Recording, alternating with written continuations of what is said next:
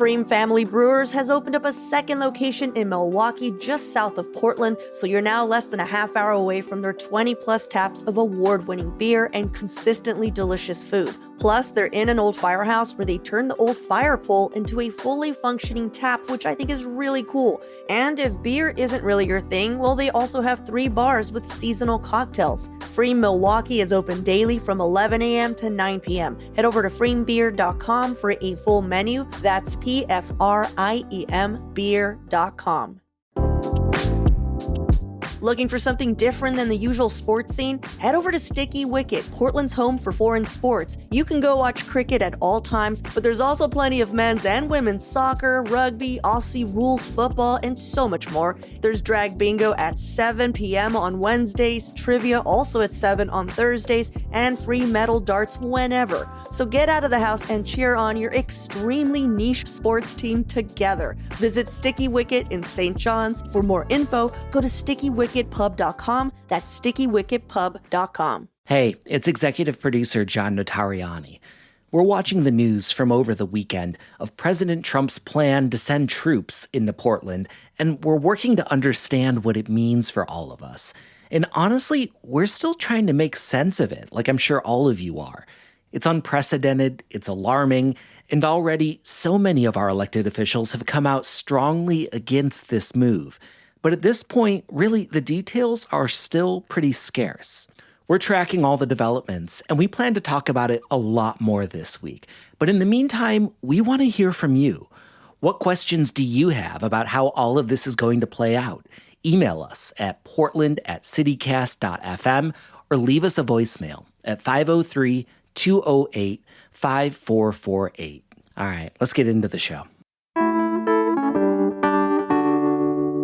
Portland is facing one of the worst housing crises in the entire country. That's why Portland City Council recently voted to study social housing.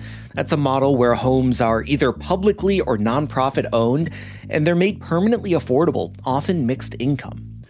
Councilor Candace Avalos, who co-sponsored that resolution, was recently a part of a group of city leaders who traveled to Vienna to see how it works firsthand. The trip drew some criticisms for its cost, but Avalos says it offered tangible lessons that Portland can use.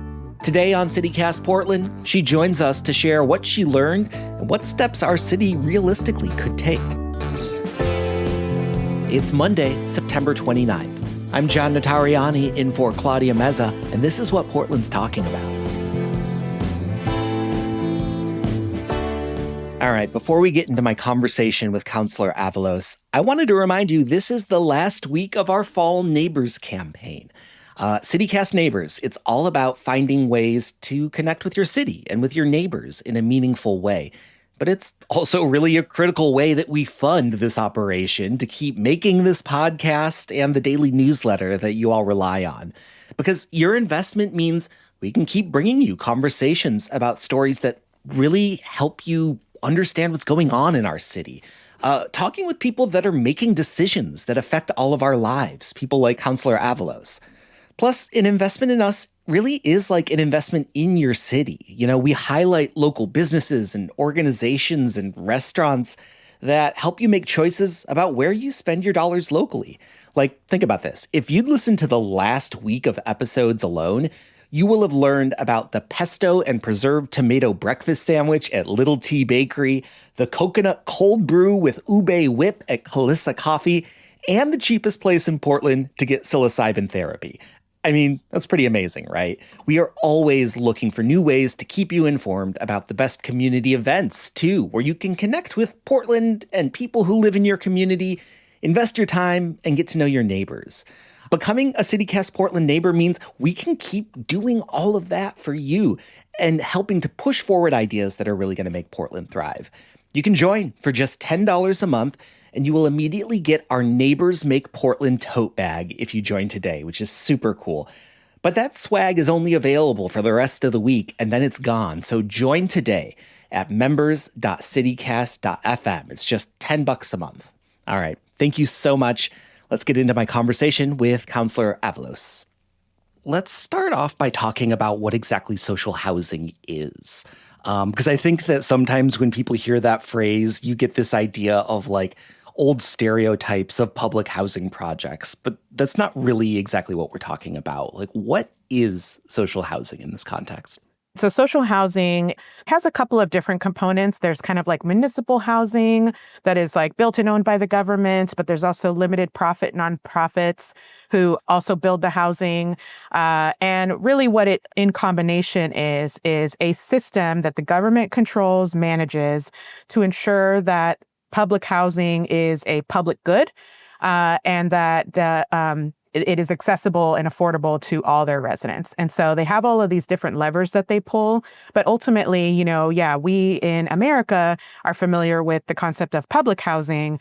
But I think the difference between the way that they operate and the way that we have operated, and why I think it generates a lot of fear, public housing has a bad reputation in America because often it was created hastily, not managed by the government, not upkept, put in communities that they wanted to gentrify and ostracize and segregate.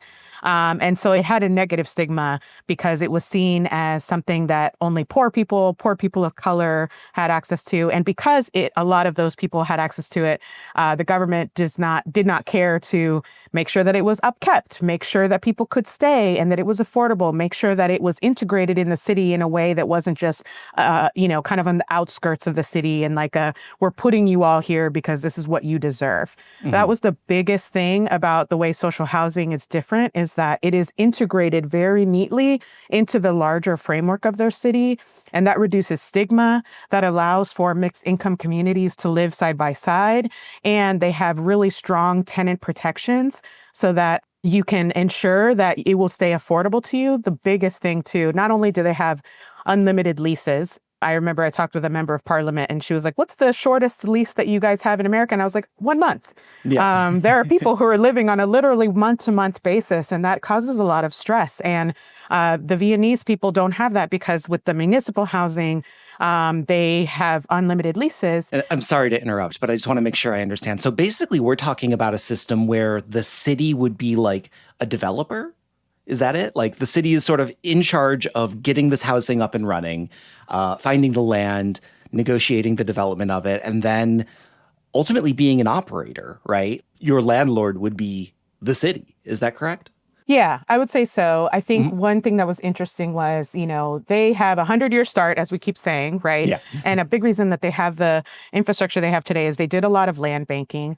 But actually, the city, built a lot of the social housing kind of in the early decades. But now most of the building is actually done by, private developers. But again, they have limited profit development associations. And so unlike here, where private developers can extract so many financial gains, they cap it at a modest gain. And then anything above that gain, they redevelop back into housing. So the city is playing a lot less of a role right now as far as the actual development, but they are playing the main role in the management of it, the upkeep, and ensuring that it continues to generate. Got it. Well, I do want to hear more about this trip to Vienna that you and some other city staffers took. And I want to hear a lot about the ideas that are coming out of this. But before we get into all of that, I do want to sort of get into the cost of this trip. It's estimated that the total tab for this research trip was around $47,000. Your office alone spent about $20,000 on this trip. And as you know, there has been a number of people that have criticized this decision, this discretionary use of city money. Why do you think it was worth it to take this trip? Yeah, I think putting aside the cost, let's start with the why it was important to see it in person, because then that helps me explain why the cost mattered, right? I think that ultimately what we were able to experience by being there in person is seeing and feeling the connectivity of the city they create, right? And so, because there was a lot of discussion around the cost that was like, well, why can't you just learn about it on Google? And why can't you just have a Zoom meeting? But being able to experience the way that the city works, and that means like I'm standing at a bus station and that bus comes in 5 minutes. I'm looking around me, I'm looking at a complex of housing, and I see that they've developed housing in a way that has childcare right next to it, next to their grocery store, next to their general practitioner. And so being able to see that made a big difference. Of course, I didn't know the kind of difference it was going to make until I got there. But I felt confident that being able to put ourselves directly in that environment was going to generate new ideas and help us have perspective. The cost that came out for my office, so I went and I brought my chief of staff, and I also made a decision to bring a housing bureau staffer who's actually the one in charge of developing the social housing study that Councilor Green and I's resolution mandates, because some of the other housing staffers that went paid on their own dime. And that's a huge cost, right? I mean, I don't go to Europe. This is like only the second time I've been to Europe. And the other time I went was also on a study trip. Yeah. So I paid for her costs.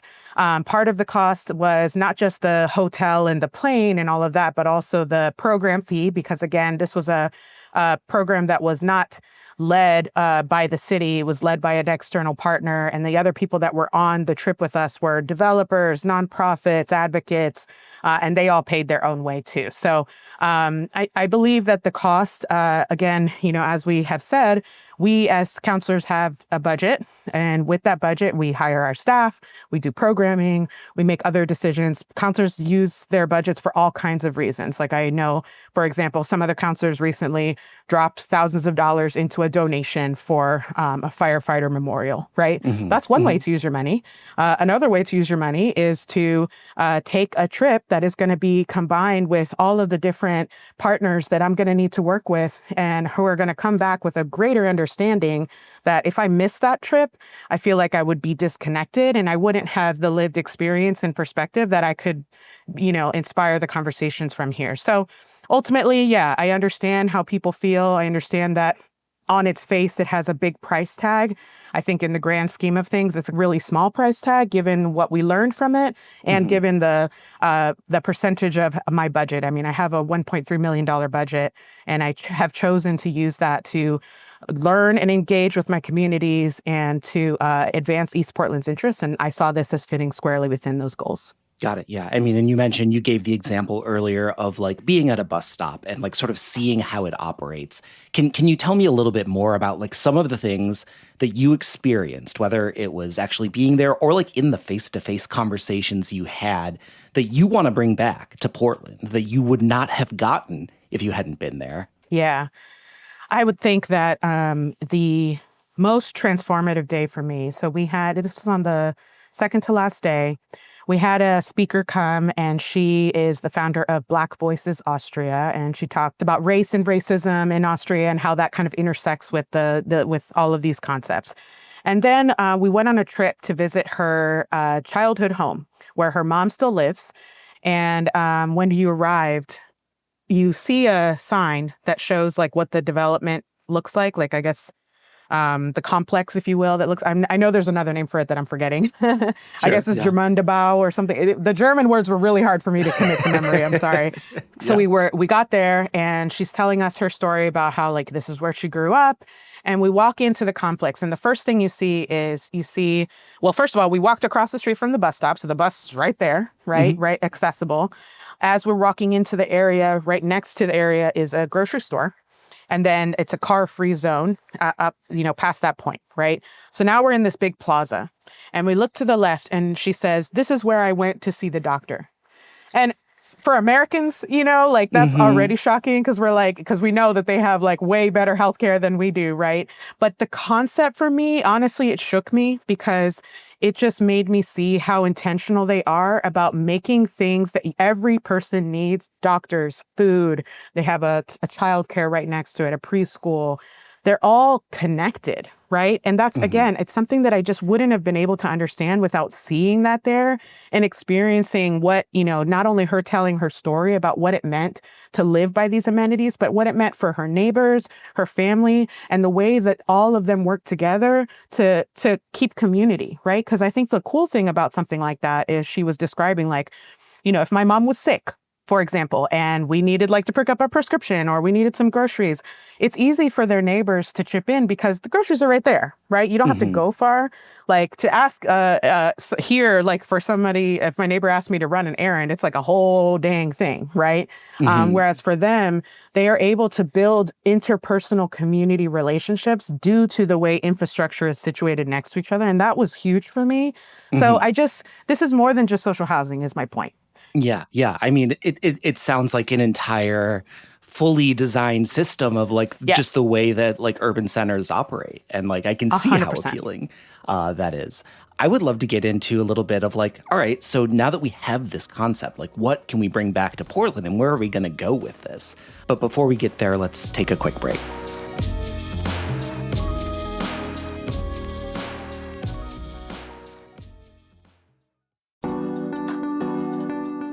You know, traveling after Labor Day might be a cheat code because trails and beaches are less crowded and we're past all those scorching hot days. So if you're looking to explore a bit more of Oregon before the rains come, skip Airbnb and Vrbo and hit up Cascadia Getaways. They're locally owned and operated by Oregonians who love this state as much as you do. Plus, they're on average 5 to 15% cheaper than most of these larger vacation rental platforms. They've got stunning homes across Mount Hood, the coast, Central Oregon, and more. And if you're currently in the market for someone to manage your vacation property, Cascadia Getaways is always looking for local partners. Whether you choose to book with Cascadia Getaways or another property manager, remember just to book direct, book local, save money. It's a win-win. Visit CascadiaGetaways.com to book your next trip or connect with their team. That's CascadiaGetaways.com.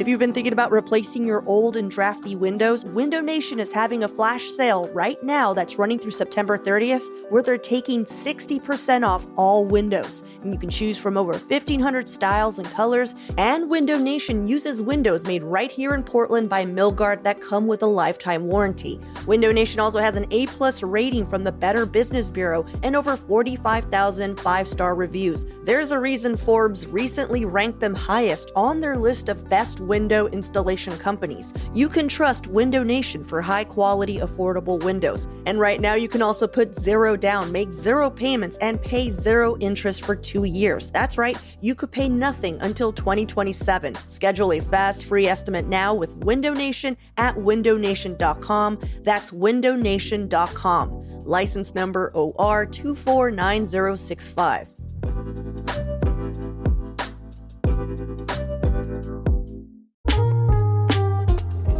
Hello, it's Claudia Meza, host of CityCast Portland. You probably know from listening to this show that I love Portland and I love helping you feel more connected to it. But the only reason this show works is because of you. You tune in because you're genuinely invested in the local conversation. And if I had to guess, I'm thinking you're someone who shops local whenever possible. You've probably signed a petition or two to help out your neighbors, and I wouldn't be surprised if you're carrying your library card right now in your wallet. If this sounds like you, I'd like to invite you to join CityCast Portland Neighbors. Our membership program is designed to help folks like you who care about our city engage more deeply with life here. You'll get invites to member-only events like happy hours, insider tours, and volunteering opportunities. You'll also get a curated weekly roundup of the best things to do in the city and the chance to share what you love about Portland on our podcast and newsletter. Plus, your membership directly supports the people making this podcast so we can keep bringing you the local stories that matter.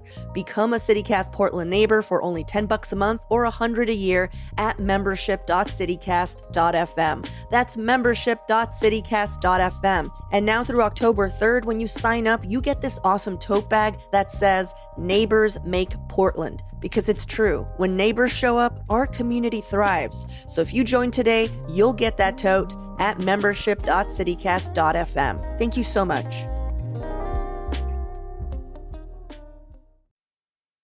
Hey everyone, this is CityCast senior producer Julia Fiaioni here with a quick message for you. First, I want to give a huge thank you to our existing CityCast Portland members and folks who have already joined during this campaign. Your support really does breathe life into our show.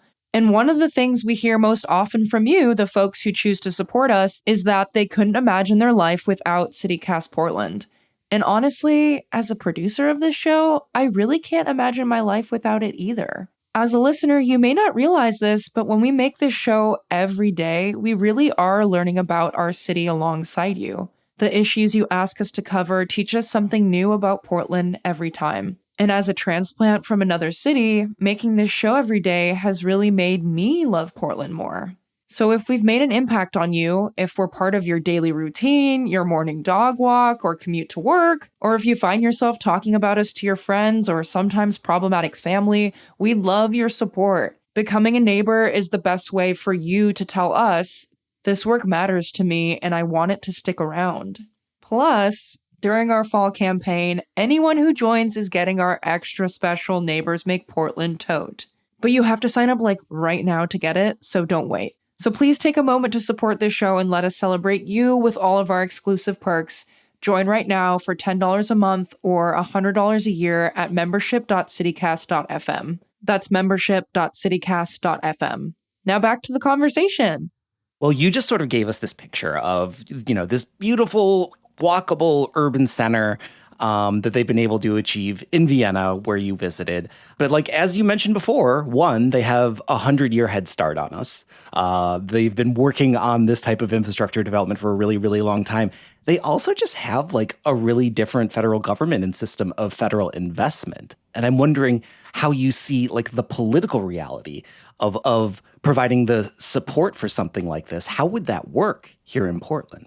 So I was able to speak with a member of parliament who is the leader of the tenant association and the national leader on social housing, essentially. And so, and at this point, this was a couple of days in. And of course, we're on a study trip. They're here to tell us about the amazing thing that they've done, like social housing. And of course, you're going to hear all the positive things, right? And so when I talked with the elected leader, I was like, okay, give me the real tea. Where are the ways that it's not working, right? We're going to get a drink and you're going to tell me what's actually going on behind the scenes. Yeah. Come on. I know this is not a utopia. No place is, right? So tell me about the political realities like you're asking. And so first and foremost, I think the biggest difference and what is probably going to be the most challenging for us realistically, not only the fact that they've had, 100 years of social democratic rule, that party, has continued to maintain power, but they truly, truly treat housing like a human right. Vienna treats housing as public infrastructure. And leaders, what she said, and we talked with another leader as well, political leader as well, who was like, we are blessed, frankly, that our leaders have continued to make the right choices. They have made intentional, deliberate choices for over 100 years to keep housing public, affordable, and high quality. And they maintain it like they do parks, right? We see parks and national forests and utilities. We all see those as public goods. And it's crazy that we don't see housing as one, because that's one of the most fundamental things that everybody needs. So I say that because I think we have created an industry that has an incentive to build it for profit, not for the public good. So I see that as being a really important discussion that we need to have as a city. And it's a political discussion because we need to change our tune as leaders about what we consider our role as government and what we consider the public good and our responsibility to develop, create it. I think ultimately we asked, because we were like, you have a 100-year fresh start. What should we do now? Yeah. Right. We're going to go back to Portland and we're going to have to sell this to everybody, right? And convince them that this is a new strategic direction we should take. What should we do now? They said go on podcasts, right? They said that was their number one advice. Number one, yes. Yeah. Go on every podcast, spread the good word. So we're check. We're doing that. Number two, a strong number two, was land banking. Yeah. So this was really key, is that we need to start looking at our public lands and consider not offshoring them to private entities. And can we get into a little bit of what land banking is? I think that a lot of our listeners might not be familiar with that as an idea. What do you mean when you say land banking? Well, one of the things that I asked about when I was like, what are the threats that you guys have for keeping this, social housing? And she said that the political threat right now and what happened in Berlin, for example, because a lot of European countries were doing a similar thing in that era, but they sold all their land. They sold all of the public housing to private developers who then, were able to turn it on a dime and were able to make profit. And then now it's just out of their hands. It's out of their control. So the big difference that Vienna did was they didn't do that. And what it means for us and what land banking is, it's essentially land right now in America is incredibly privatized. I'll give you a good quick example of this concept that I feel like I keep running into. over in my district in the Gateway neighborhood, as you know, the Fred Meyer closed. And I got a lot of calls from folks that were like, hey, like, what if we can purchase the Fred Meyer? Let's purchase the land that it's on, yada, yada. And so I talked with some different people.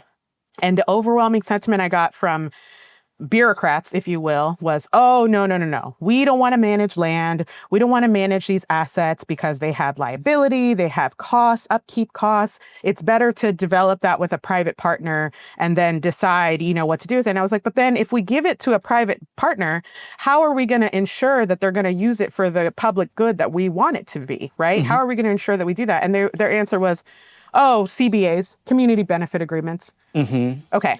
Those don't always work. Isn't part of the issue with the Gateway neighborhood that there was a CBA in place that didn't quite pan out the way that we expected it to? That's exactly it. Right. That's exactly it. And so I think the biggest difference is that we need a government that has ownership and control over our assets like public lands so that we can control the cost, we can control the use, and we can use our powers as a government and our responsibility as voices for the constituents to decide what's best for those uses. Yeah. We don't have it set up that way, and that's just not American culture.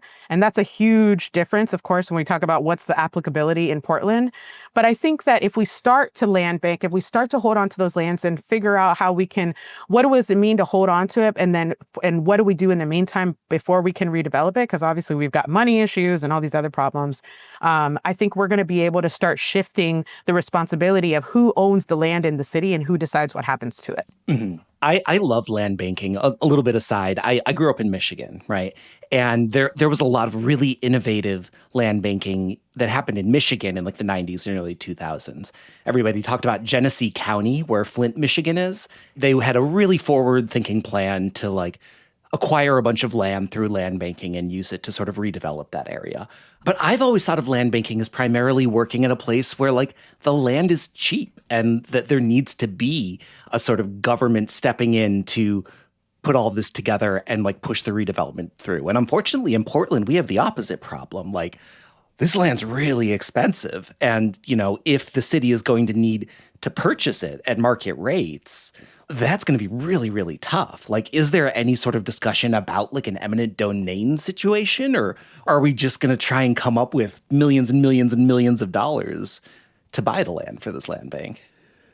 I think before we even have to get to that point of what land we buy, we just need to take better control of what we already own. Sure. The city owns a lot of land, and that's why we were talking about it, because Councilor Dunphy pulled an item off consent last week because it was like a little parcel of land that we were selling, for X reasons. We have on our agenda like these little pieces of land that we're just selling off or getting rid of. And it's like, let's have a strategy for how we keep some of that actually, instead of sending it off to private hands. So I think, yes, of course, land is super expensive. And that's also what they're dealing with in Vienna right now, that land prices are just going way up. And that's like a global problem due to so many market forces. But I think that if we can start with what our current assets are, and again, there's also opportunities right now because of the market that Portland Housing Bureau, for example, just bought 3 apartment complexes, right? Because they were like a good price. And I'm really glad that we took that opportunity to purchase that. So I think there's a lot of opportunities around here to purchase things that are low price due to the market right now. And there's combining that with land that we already own. And I think that if we do that first, then we can get to that next step of like, okay, now where do we find the millions to buy more? Yeah, that makes sense. Well, I know that there's like a whole process that is underway right now, that the council set a resolution to study this, that there's going to be a report coming out with more findings, I believe, later this year, early next year. So that is sort of like the next big step in this. But I'm wondering, like, in the meantime, like, you mentioned this move towards, thinking more deliberately about the land that we have in the city. And like, that's something that feels actionable, that we can do it right now. It's not necessarily going to cost millions of dollars to get that up and going. Do you see any other changes that Portland could pursue right now, like without waiting for a full report to come out? Yeah, that's the first thing is Councilor Dunphy and I are talking about creating a land banking strategy That's policy work that we need to do so that we develop a structure for what we do with that. So that's a huge first step.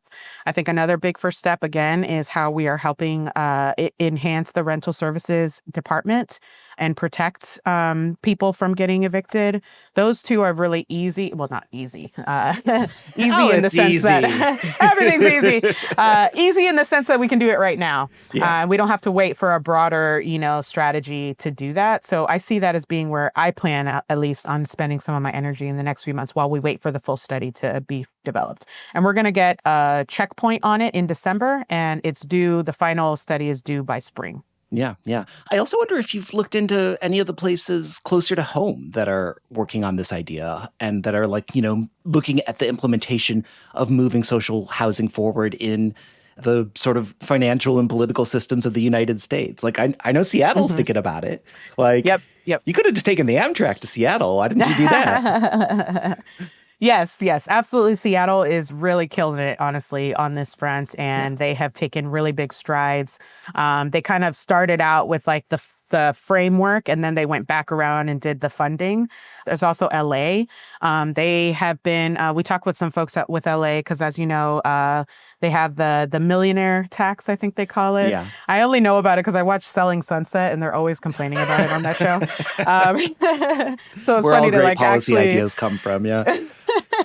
I was like, what's this millionaire tax? Because they are not happy about it, which, I'm fine with. But I think that LA and Seattle are showing the ways that they're finding the revenue for these ideas, right? Because that's what every city is struggling with, is revenue and how to fund these ideas. Yeah. Mm-hmm. So that's definitely an area, I would say, a third major area, in addition to tenant protection and land banking, that we're going to be exploring. I know Councilor Mitch Green, our local socialist economist, he's got lots of ideas. So we're going to be talking about that soon for sure. I will say, though, Seattle and LA, not exactly the first two cities that come to mind when I think about affordable urban living. So hopefully y'all can crack that nut and come up with something a little bit better than what they've got going on right now.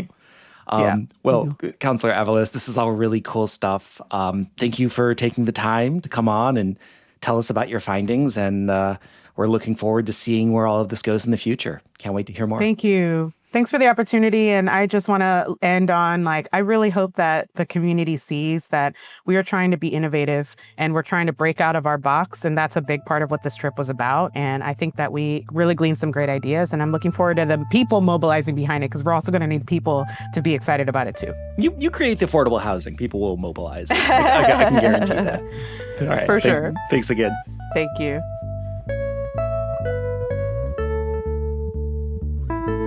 And I just wanted to say thank you again so much for everybody who's already joined CityCast Portland Neighbors in the last few days, including Jordan B., Misty D., Gloria Z., and Thomas R.M. Thank you so much. Here's what Thomas had to say about why he joined.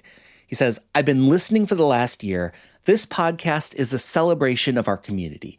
It has connected me to lots of fun things and places, but I most value getting meaningful local news and thoughtful discussions of hard things, and the compassionate perspective that doesn't blame people for having to make really difficult choices that won't please everyone." I mean, again, Thomas, thank you so much. I think you nailed it. And you can join as a paying member of Portland Neighbors today. Get that tote bag, find out more, and sign up at membership.citycast.fm.